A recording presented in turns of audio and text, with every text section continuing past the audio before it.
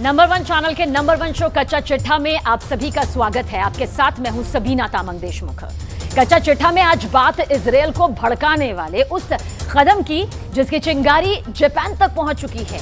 Red सी यानी लाल सागर की mystery ने इस वक्त इजरायल और अमेरिका को बहुत ही ज्यादा डरा दिया है। वो खौफ के साए में है।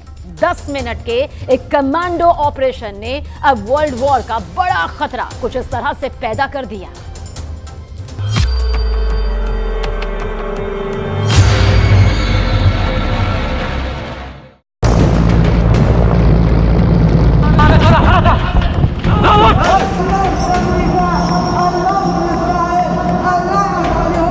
हेलीकॉप्टर एक जहाज के ऊपर मंडरा रहा है।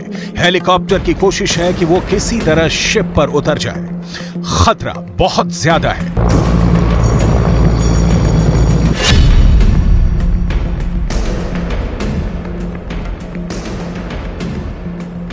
हेलीकॉप्टर के पिछले रैंप वाले दरवाजों पर 2 झंडे लगे।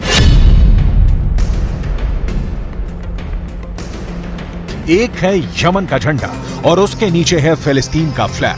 ये लाल सागर है। दुनिया इसे रेड सी के नाम से जानती है। आखिर यहां रेड सी में क्या हो रहा है?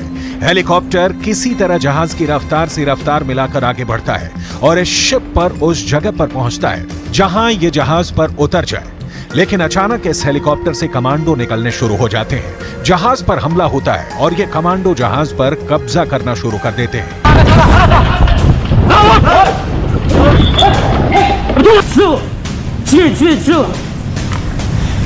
AK-47 और बाकी हथियारों से लैस ये कमांडो जहाज पर आगे बढ़ते हैं। हेलीकॉप्टर फौरन जहाज से उड़ जाता है। क्या हो रहा है किसी को नहीं मालूम। ये कमांडो जल्दी से जल्दी जहाज के ब्रिज की तरफ बढ़ते हैं। ब्रिज यानी वो जगह जहां से पानी के जहाज को कंट्रोल किया जाता है। शिप के स्टाफ की तरफ राइफल ताने ये सभी हमलावर जहाज के ब्रिज में दाखिल हो जाते हैं और फिर क्रू मेंबर्स हैंड्स अप करके हमलावरों की इस टीम के आगे सरेंडर कर देते हैं। रेड सी में चलते हुए जहाज पर अचानक ऐसा क्या हुआ कि ये हमला रेड सी की सबसे बड़ी मिस्ट्री बन गया। 2 मिनट के अंदर कैसे पूरे जहाज को इस कमांडो टीम ने अपने कब्जे में ले लिया और इनका मकसद क्या है? शिप के ब्रिज पर कंट्रोल करने के बाद इन हमलावरों का कब्जा बाकी जहाज पर होने लगता है और फिर लगते हैं वो नारे जो यमन के हूती विद्रोही अमेरिका और इजरायल के खिलाफ लगाते हैं।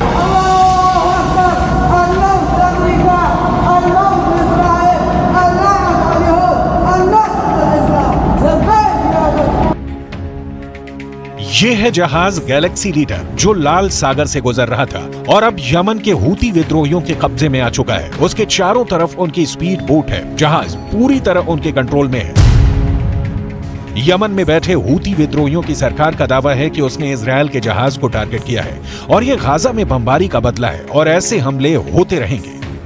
القوات المسلحة اليمنية تجدد تحذيرها لكافة السفن التابعة للعدو الإسرائيلي أو التي تتعامل معه بأنها سوف تصبح هدفا مشروعا للقوات المسلحة وتهيب بكل الدول التي يعمل رعاياها في البحر الأحمر بالابتعاد عن أي عمل أو نشاط مع السفن الإسرائيلية أو السفن المملوكة لإسرائيليين। बीच समंदर में ये ऐसा कमांडो ऑपरेशन है जिसे इजरायल के लिए 7 अक्टूबर 2023 के बाद दूसरा बड़ा झटका कहा जा रहा है।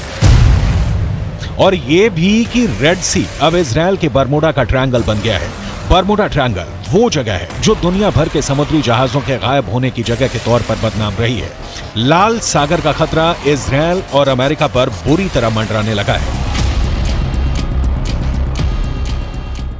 रेड सी में यमन के हूती विद्रोही वो कर रहे हैं जो अब तक बाकी अरब देशों ने सोचा भी नहीं था। लेकिन इनमें सबसे बड़ा पेंच यह है कि इजरायल ने इनकार कर दिया है कि उसका इस शिप से कोई लेना देना भी है।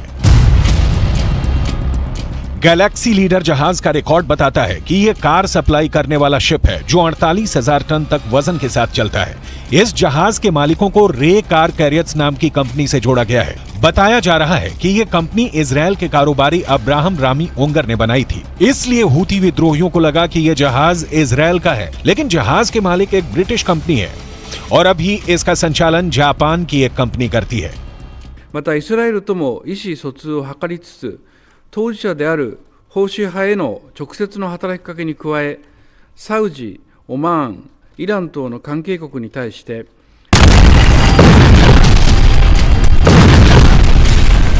इसका मतलब साफ है, इजराइल और फिलिस्तीन के बीच चल रहे युद्ध में अब सिर्फ अमेरिका, ईरान और अरब देश ही नहीं बल्कि यूरोप से लेकर जापान तक फंस सकते हैं। इस युद्ध का दायरा और बढ़ सकता है। जैसा कि शुरुआत से खतरा बताया जा रहा है, गैलेक्सी लीडर के क्रू मेंबर्स में कई देशों के लोग शामिल हैं। इसमें बुल्गारिया से लेकर फिलीपींस, मैक्सिको और यूक्रेन के कर्मचारी भी हैं और इस वक्त ये सभी हूती विद्रोहियों के कब्जे में है।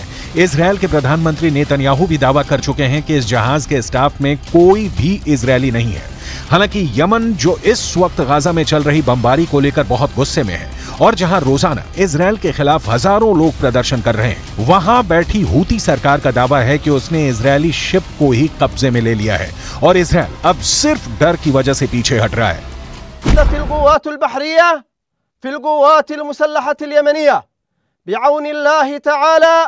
عملية عسكرية في البحر الأحمر كان من نتائجها الاستيلاء على سفينة إسرائيلية واجتيازها إلى الساحل اليمني.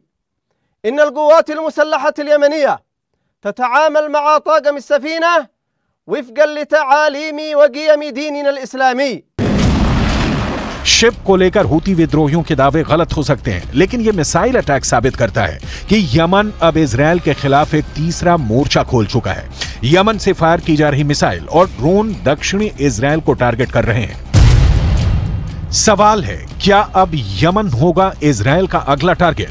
क्या इजराइल अब यमन में भी गाजा जैसा ऑपरेशन चलाएगा और हमास के बाद यमन के हूती विद्रोहियों पर इजराइल की सेना टूट पड़ेगी?